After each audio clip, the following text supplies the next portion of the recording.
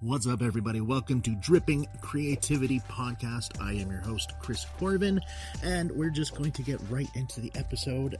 Before we do, I just wanted to give a special shout out to the sponsor for this week, The Undying of Dracula by E.L. Knight. He's a member of the cafe. The book is going to be amazing.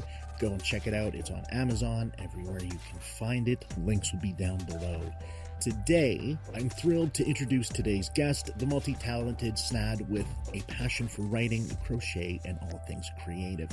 They bring a unique perspective to the table. Get ready to dive into the world of imagination and inspiration as we explore their creative journey. I don't know what I like to do. This is like a topic conversation with me and my therapist constantly. What do you like to do? I don't know. Ideally, I like to do nothing. It's like a thing I have. I like to be a house cat. I would like to have a nice warm spot where I can curl up and just kind of nap and watch TV and eat snacks. Oddly enough, it is lovely, right? I keep looking at house cats, but I want to be a house cat. But I've got ADHD, like a raging case of it, and the hyper version, so it compels me to do weird things. Like, let's make doilies, which was the most recent one. Sure, let's make crochet doilies, piles of them, with like tiny little thread and tiny little needles. Then somebody on Threads, ironically enough, posted that they did painted doilies. Doilies that were made with sewing thread. And then you started with, you just had 3 colors of sewing thread and you swap one out every couple of rows. And I said, that looks pretty. I wonder if I can do that. And I did that for a day. Wrecked my eyesight, wrecked my hands. Now my hands kind of shake a bit.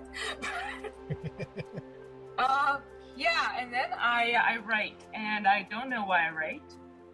I feel compelled to write. I write all kinds of things. I write novel-length things. I write short story-length things. I write bad poetry. I write microfiction. None of it is good enough to publish, apparently, but it's published anyways. Okay, well, it's published by myself. For the record, I have read your shit, and I love your shit, and I love your writing. Thank you. So take that right there and shove it, because we're not dealing with that shit here. Very well. Okay, so that's what I do. So then tell me about your love of K-pop. Oh my God. Okay, so K-pop is everybody got introduced with first K-pop with Gangnam Style, right? But no, I was there before that. I was working at this company, so I don't know if anybody, if you're familiar, if anybody besides people who live in Markham, Ontario are familiar with Markham, Ontario. But Markham, Ontario has a large Chinese population. And you walk through there and everything is written in Chinese, simplified Chinese, because everybody speaks Mandarin. And, but I worked in several companies in Markham. So I was working with a lot of Asian people. And, I was working, it just said everybody speaks Mandarin there, but the 2 people I worked with who were into K-pop were both from Hong Kong. So throw that out, they spoke Cantonese. They were okay, so this job was very boring. Okay, I'm going to be very frank about it. The company's gone under. It doesn't matter. So I was at this job. It was very boring. I had nothing to do with my time, neither did the marketing person. So we sat around and we discussed K-pop during the day. Or rather, she informed me about K-pop during the day and was sending me over Skype, because that's how long ago this was, videos of K-pop songs. And that's when I discovered SHINee and EXO. And I became fascinated with SHINee and EXO. And then I became fascinated with BTS. But my love of BTS kind of faded real fast. Sorry, I will now invite every army in the world to follow up on me. But and I really got into it. And there's something about it. It's it's got a certain pageantry about it. And the music's really interesting because it's all these Western songwriters, for the most part, who feel constrained to go over there and write songs for K-pop. And they write these melodies that change, and they have piles of key changes and tempo changes. And if you've got ADHD, it's the best thing ever. Because every song changes 5 times, and there's different voices and tempos and key change. fantastic. And then there's the music videos, which have a zillion things going on in them, and there's flowers, and there's costume changes, and there's makeup, and there's glitter. It's just freaking fantastic. It's the best thing ever. And that's just the boy groups. I'm not even going into the girl groups now. See, all right, so then let's talk about weightlifting. Weightlifting is very fantastic too. Mm-hmm. So I have hypermobility syndrome. That's the first thing you need to know. So before the age of 30, I had wrecked every joint on my right side. Mm-hmm. Except my hips. Knock on wood. My hips are still intact. Okay? Knock on every piece of wood I have. So I wrecked each and every one of my joints. And eventually so I went to see a sports medicine doctor.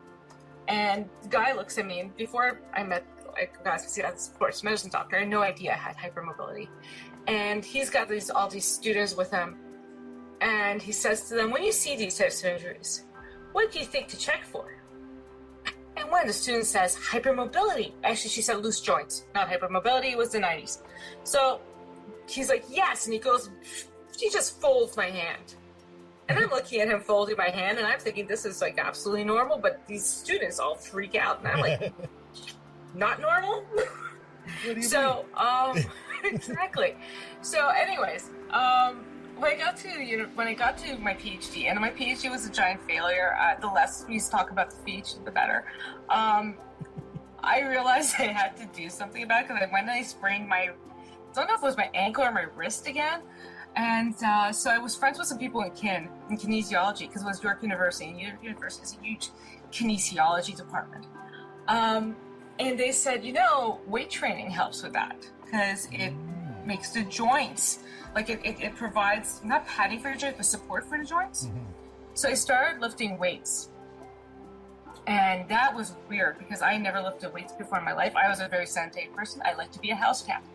And suddenly I'm in the gym, and it's really fun to be in the gym. Like, it's not just fun because lifting weights is awesome, because you get a real dopamine kick from lifting something heavy. I'm just going to put that right out there. I am not doing this for my health at this point. I'm doing this for the dopamine kick. But you also get to look at everybody else in the gym. And because my brain is constantly going a mile a minute, I will look at what everybody was doing in the gym and like create little stories around them. And this is what everybody does. You name the people in the gym. There was, one of my friends had there was these two guys who used to work out. One guy was really big and the other guy was really small. My friend used to call them Big Man and Little Man, which is not very interesting. But I created an entire universe for these two guys where they were like roommates, and one always got stuff from the top, from the high shelves. The other guy always got stuff from the low shelves. One guy always got stuff out of the freezer, and the other guy always got stuff out of the crisper. Fantastic. Anyways, so that's what would happen. And then I just kept doing it. And now I'm at the point where I had to give up some things because the hypermobility makes it hard. But and also I keep wrecking my joints. Like, I've had a shoulder injury for like months now, which kind of limits my life a bit. I just started being allowed to bench press. But yeah, let me tell you, when you're on a bench press and you're benching, and I don't bench a lot, like my maximum was 100. Like, let's not get carried away here. When you're benching that, it feels really good. Like, you get like this real big dopamine hit. And then you start like having these moments where you're like, I wonder if I can grow this one particular muscle. But then you stop, because it doesn't matter how much you grow it. The other thing that nobody tells you about weightlifting is that you need to eat a lot of food for this to happen. Yep. Like, you need to eat a lot of food. And if you want to get shredded, like have the six-pack visible, you have to stop eating the food. And that's not for me. So yeah, I shall never have a visible six-pack. Oh, And that's very sad. Sorry. Why are you apologizing? Don't apologize. Granted, I'm Canadian. It's what I do. You know what? Amen. Right? Like, I'm telling you, that's just how it goes. So, all right, we're now officially 10 minutes into the actual conversation, and we've covered like almost everything. So, I'm sorry. Stop it. All right. So, I apologize again. So, what we're going to do now is you are going to tell me about Not As Planned. Oh, not as time. Oh my god. That thing is such a train wreck, but it's a fantastic train wreck. So, the thing I need to tell everybody about Not As Planned is that it was written out of spite. So, and the best things always are, man. Okay, so Not As Planned. So the thing about Not As Planned is that right now in its current incarnation, as it is on Apple Books and Kobo for free, because nobody needs to pay for this. Also, I was too lazy to set up a payment plan. Like, let's just face it, hyper ADHD is kind of like, let's do this thing, and then like halfway through, it's like, yeah, this is boring. Let's move on.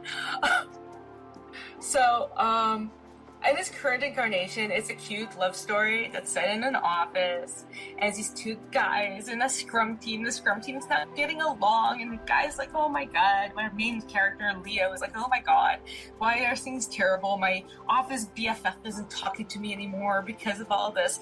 And then he discovers that there's this whole, like, drama happening under the surface. And he's like, oh my god, there was a love triangle this whole time. And yeah, anyways. Happily ever after at the end, because I feel it neither way. However, the original incarnation, Not As Planned, back when it was called Love in the Scrum, back when I originally wrote it, 2018, was not that at all. Was it 2018 or 2019? I think it was 2018. I'd been put on this team at work that was completely like off the rails. It was a new product. There were at least 20 people on this team. Sometimes there were more, sometimes there were less. Our meetings were supposed to last 15 minutes. Our morning meetings were supposed to last 15 minutes. They were quick sync-up meetings. You're supposed to go through it 1 minute per person. It should have been done in half an hour. But there were these 3 guys on this team that just kept making digs at each other. They did not get along, and they argued with each other constantly. And everybody would get pulled into their arguments. And one day, I swear, if I remember correctly, the meeting either lasted an hour and a half or 2 hours. Like, it was lunchtime, and I was like, I am going to seriously stick a fork in myself because I'm done. And I couldn't take it, and I posted to Facebook. Because most of my friends were on Facebook. We're Gen X, we're on Facebook. Mm-hmm. It sucks. I said, this only would make sense if there was more at stake than just their giant egos. If they were all secretly in love with each other, I could buy this animosity a lot more than them just having giant egos. Definitely. And, right? Because why else are you arguing with each other? These guys were not in love with each other. These guys no longer talk, as far as I know now. they are not in the same office anymore. I don't know. Actually, for all I know, they've all reconnected and become besties. I don't know. I got laid off. But anyways, so on my way home, and I had an hour and a half commute from this stupid job, I wrote up the beginnings of Love in the Scrum. And it was awful. Like, not just awful in terms of how it was written, but it was awful in terms of the fact that everybody in the story was awful. And now some people still see it, right? One of my friends read Not As Planned, and she said, yeah, Leo's a terrible person. He's our main character. He's supposed to be likable. But she's like, God, he's a terrible person. And I'm like, yeah, that's because the beginnings of Leo are still in Leo. Because Leo started off as one of these 3 assholes. And in the original incarnation, he's just the worst. He's aggravating. He's kind of a lech. He's like, he's lusting after the one woman on the team. And she's the scrum master. I'm not going to say much about her because I don't want like people coming to me and says, is that woman from your team? Is it that woman from your team? It's like, no, you know what? It's because there's so few women in tech companies. I don't need somebody asking me which woman it is. It's like, she's an amalgam. Okay, that's it. There's always that one woman on a team that has like 5 guys are like leching upon and going, oh my god, like let me talk to you and let me bring you gifts. And the thing is like I'm sitting in these meetings, right? And so I'm in these meetings with these women, like the one other woman. For all intents and purposes, I'm a woman on these teams. Like, I'm not like sitting around like the non-binary person on these teams. I'm the woman on these teams, and because and the other woman on the team was being like lusted after, will tell me about like the things that the men have said to her, and I'm just like, okay, that's terrible. I can't believe he did that. He did, and actually, I was the woman like that in one of my previous jobs, and it was the creepiest thing I would come to my desk and I would find chocolates left on my desk. And I'd be like, who left me chocolates on my desk? Not And even I'd a ask note? around. Not even a note? No notes, nothing. What the fuck? It was the creepiest thing. So I just throw out the chocolates. Yeah. There's no way I'm eating this chocolate, No. man. It could be cursed. Yeah. You know what? And- That's probably like the best way it could go is a curse. I know, exactly, right? I believe in curses. Yeah, don't even ask. And then one day, so we had these cubicle walls that were like half fabric and half glass. And one day I come back from lunch and I find a little heart drawn in on the glass part. Oh, Jesus. And I was like, I don't know which one of you creepy guys did this, but I went and I got cleaning supplies and I cleaned that shit up. Yeah. Yeah, no, I was like, nope. that is not romantic, guys. What the hell is wrong with you? It was not. And what was worse is that I had sort of, got it down to two of the guys in the office, and they were both so jealous of each other that I didn't want to mention it to either one of them in case I mentioned it to the wrong one, and he went off and ran the other guy over in the parking lot. I was like, I do not need this. So I just didn't mention it. Yeah, no, that's unbelievably stupid. Anyways, going back on topic here. Sorry. No, that was me. That was all on me. No, both of us. All right, so where were we prior to this one? Love in the Scrum. Yeah. No, not as planned. Yeah. So that's how this BK started off. And as time passed, because that was 2018, and especially during the pandemic, I decided that I needed to be nicer. And I started actually liking the characters. Like, I stopped. At this point, I've been taken off that team at work. Please note, I have been taken off this team. I asked to be taken off this team. I said I couldn't take it anymore. It was giving me stress and all kinds of things. So I got taken off these teams and I started to like the characters. And I was like, these people deserve much more happiness and they deserve to be nicer. And it went through several different stages. And in the end, even the villain of the story, Derek, who was originally based on every single solitary person I have hated in my life, including one of my PhD supervisors. The less I said about the PhD, the better. But he even gets like sort of a redemption at the end, like in one of his epilogues. I wrote 3 epilogues for the damn thing. And but one of the things I wanted to make sure of at the end, like in the original version, there's no happy ending. Everybody just keeps doing what they're doing, and the only person that up and leaves is the poor put upon woman. She's the only woman. She just removes herself from this whole thing. But in the final version, they all get sort of happy ends, but the woman does actually remove herself from this whole thing. And really smart. And but see, the thing is, when I wrote the thing, I really thought the woman was really sympathetic. But then people didn't quite understand. They all thought she was terrible. And I was like so hurt. Really? I was like, why are you thinking she's terrible? And they're like, well, she's like, being really bossy and bitchy to people. And it's like, that's her job. Yeah. Her job is literally to keep this team together. Weird. And I am going to, now, I'm going to be mean. Yeah, do it up. I'm going to say that it's a lot of internalized misogyny on a lot of people's part. Well, that's kind of what I'm wondering, right? Because like a lot of times you see the boss trope, right? And it's like they're it's such a bitch. Like, well, no, they're literally just doing their job. Exactly. And they're doing it exactly like a man would do it. But the fact that that she's not being nice and proper about it is offending you. That's the issue here. But my woman character in Snad, Sylvia, is not actually doing it. She's going above and beyond her job. Like, no man would be doing this stuff. No man's organizing a baking workshop for the team. Mm-hmm. And, okay, I had one team where the men did organize it, but it was badly organized. It was a disaster. Actually, it wasn't so much. Yeah, it was a disaster. It didn't even happen. And I'm not even going to get into it.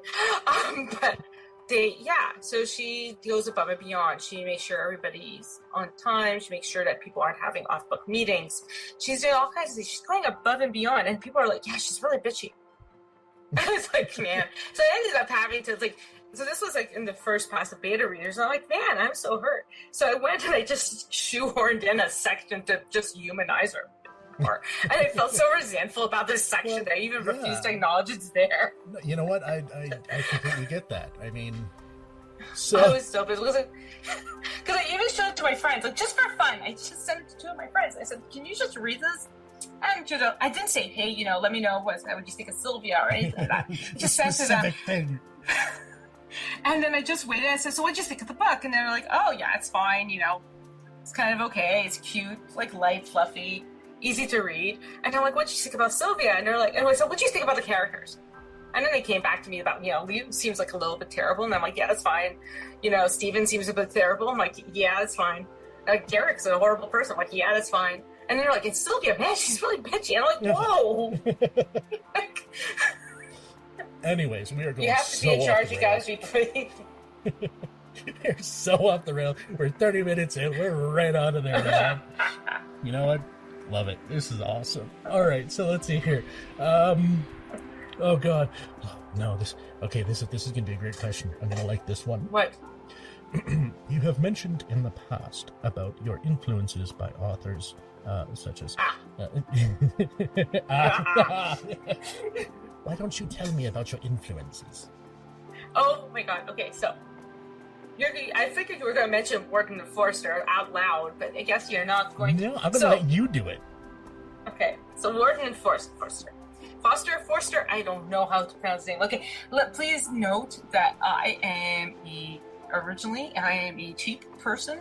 I'm a cheap Italian from the north end of Montreal, and I had access to neither library or good education, so I don't know how things spelled. For the longest time, I thought metamorphosis, and you see I said it, metamorphosis was pronounced metamorphosis, and catastrophe was catastrophe. French is my second language, and English is my third. Please, You know what? If anybody says anything, send them my way. I'll deal with it because it's okay. I think that sounds way better to me. So I'm going to start saying catastrophe. That just Metamorphosis. it has beautiful little oomph to it. I like that. That's nice. Anyways, all this to say, I got no idea how names are pronounced. Okay, like at all. Words in general. Sometimes I need to have heard them on TV and then seen them also written in a closed caption. I think I found out that Tuskegee.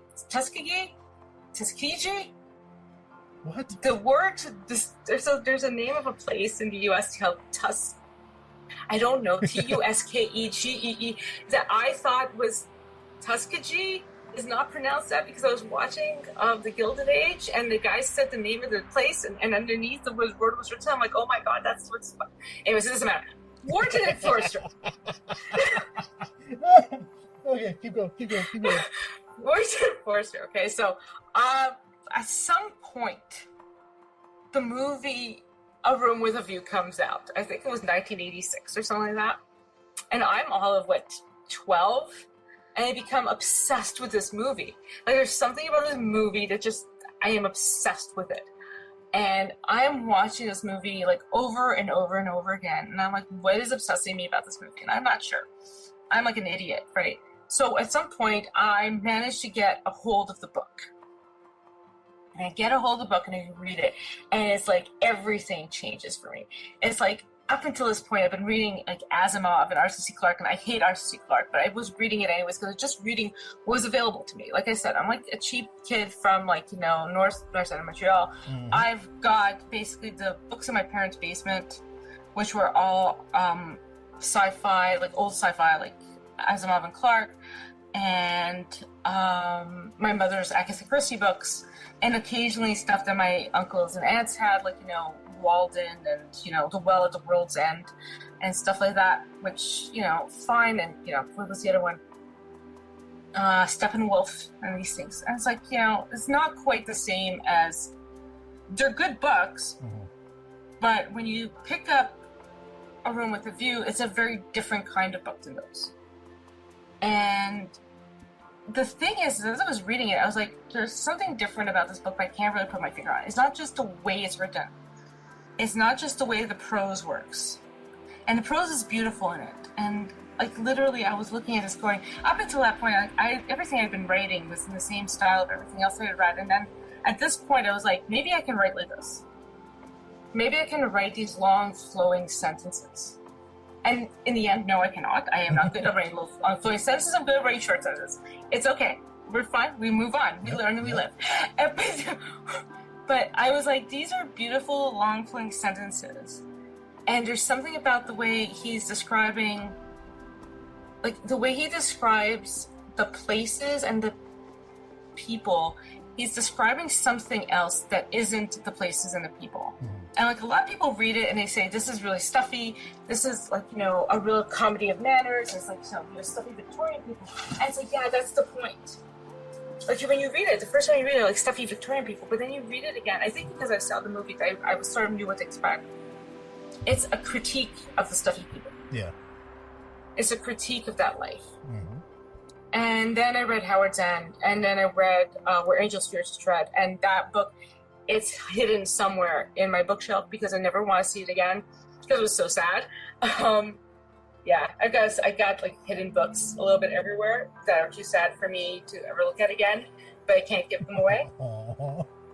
You know what? I kind of love that. I have a bunch of them. I've got a bunch of them. And it was just that feeling that you could write something that on the surface there was one story, but in the back of it there was a different story. Like, it gets that also through Asimov and some of the other old school sci-fi writers. And not sci-fi in general, really. It's like, you know, there's a surface story about fighting like corruption or fighting like, you know, this power. But, you know, it's really about something else. It's about immigration, or it's about civil rights. You know, and it's just sort of pointing to it. And those are interesting because you take something and you put it into a fantastical setting and you show people how absurd it is. But what's interesting about this is that it didn't have to do that. Or not that it didn't have to do that, it didn't do that. Forster didn't do that. He didn't have to create a whole new world. He just created the exact same world in a book and said, here, look at that. Does that make sense to you? And you're like, oh, wow, no. And after a while, I discovered that he was gay, and that's why he wrote these books, because one of the things that the feeling that you have of being an outsider, which everybody in these books is the feeling of being gay and being an outsider. And that's possibly why, like, it spoke to me. And then I read Maurice much, much later. And Maurice is like the worst of his books. Like, I'm gonna just be honest about it. Maurice is a pile of trash. Maurice is a pile of trash. I mean, dude goes from 0 to like, let's get down to business in like 3 pages. It's like, no, man, this is trash. My dude, sir, this is trash. This is smut without the smut. I'm sorry. It might as well be a Wattpad story. I write Wattpad stories. You know? I'm not saying that, but people say no, I have nothing wrong, but it's like people say that. They're like, oh my god, it's a Wattpad story. It's like, yeah, you know. So yeah, anyways, and then there's Wharton. And Wharton is sort of the same, but the thing with Wharton's books is that I watched The Age of Innocence before I read the book The Age of Innocence. Also the same thing. I don't think I did. I think I actually picked up The Age of Innocence book before I saw the movie. And the thing with that one was that she did the exact same thing as Forster was doing, but even better. Because her language is gorgeous. It is just beautiful. It drips off the page. It's colorful, and it's thick, and it's perfumed. It is gorgeous. And I wish with all my soul I could write that way, but I cannot. I tried. I cannot. Okay, let's just like that's saying. I tried. I cannot. And the thing about that one is that you're following Newland Archer, and you think you're seeing the world through Newland Archer's eyes. And then when you get to the end, you're like, everything he thought was happening was not what was happening. Everything, there was things in motion around him that were making sure that the thing he wanted to happen would never happen. And even though he thought he was being sly, everybody knew that he was an idiot. Everybody could see what he was up to. he was the only person he had fooled. Nobody else was fooled by this shit. And I love that. And I loved it for so many reasons. Like the hubris of Newland Archer, but also the way the society works together to sort of maintain itself. Like, you are not bringing this system down is basically this type. But I mean, most of her stories are like that. It's like, you're not bringing this system down. It's like, babe, you know, you think you're onto something, but you are not. Like in Ethan Frome thinks he's getting out of the situation. He is not. You know? And there's a book, like I've got Ethan Frome and Summer in the same volume, and I keep on thinking of them as Winter and Summer. And even in Summer, I forgot the name of the main character. But you know, you think you're getting out of this. You are not. House of Mirth, you are not getting out of this. Custom of the Country is the closest somebody gets to getting out of it. But I love that about it. It's like, you know, there's this inability. It's like, you think you're going to change this. You are not changing this. I am so sorry, babe. This is not happening. And I know a bit of my writing is about that. It's like, you're going through this. You're going through this thing. You're not changing the system. The only way to change the system is to physically remove yourself from the system.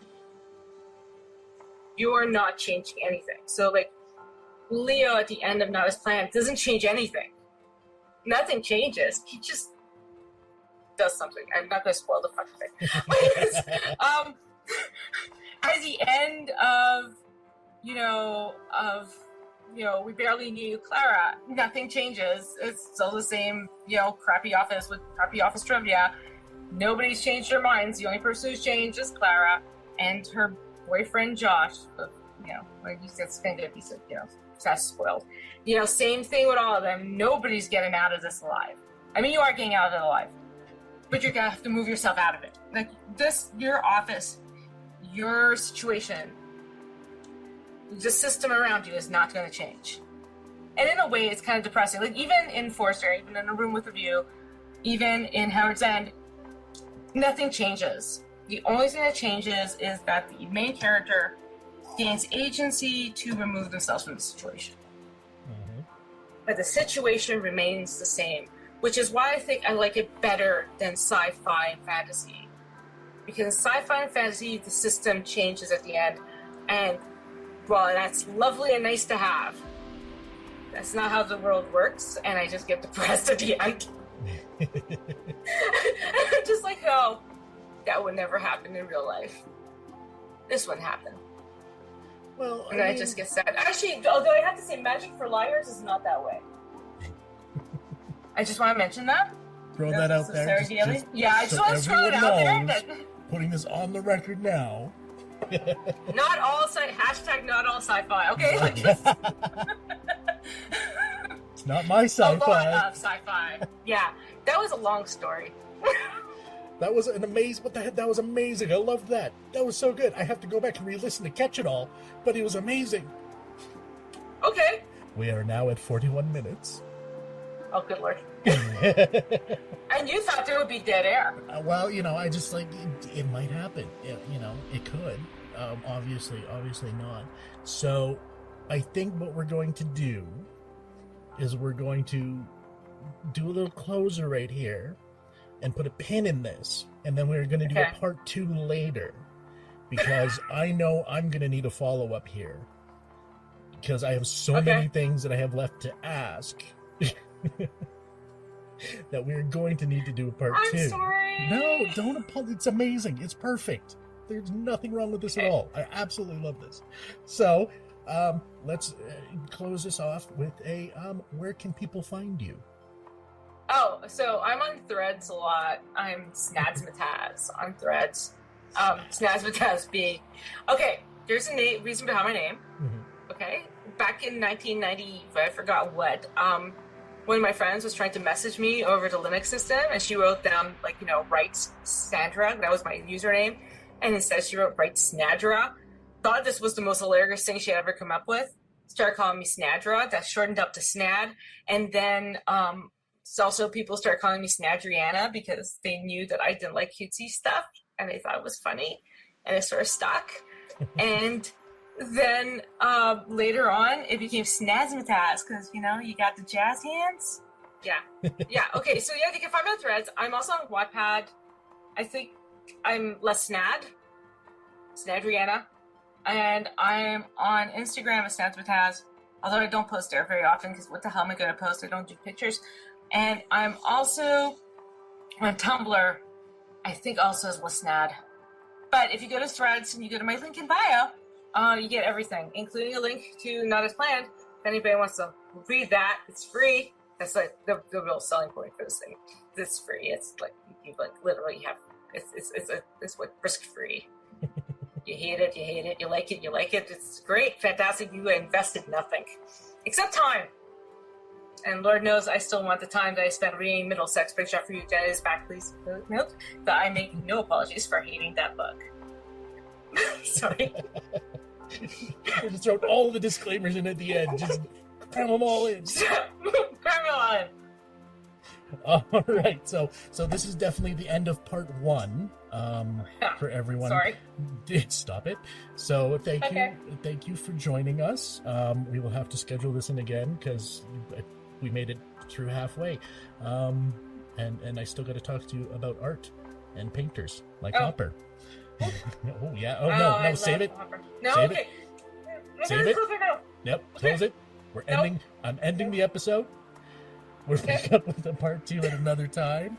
Thank you all for watching or listening. Jesus, listening. Man, you've There's got no me all, video set up yet. I'm all screwed up. All right, so we're ending this one now. Closing thing coming in here. All right, thank you very much for joining. Thank you for having me. Bye. Bye. As we wrap up today's episode, I want to extend a huge thank you to our guest for sharing their creative insights and one hell of an awesome conversation. I'm not gonna lie, that was so much fun. I really enjoyed that. If you enjoyed today's conversation, make sure to follow them on social media, and I will have all the links down below. Don't forget to subscribe to the Dripping Creativity podcast for more interviews and a whole bunch of other really cool shit that we are doing. Until next time, my name is Chris Corvin. This is the Dripping Creativity podcast. See you next time. Bye.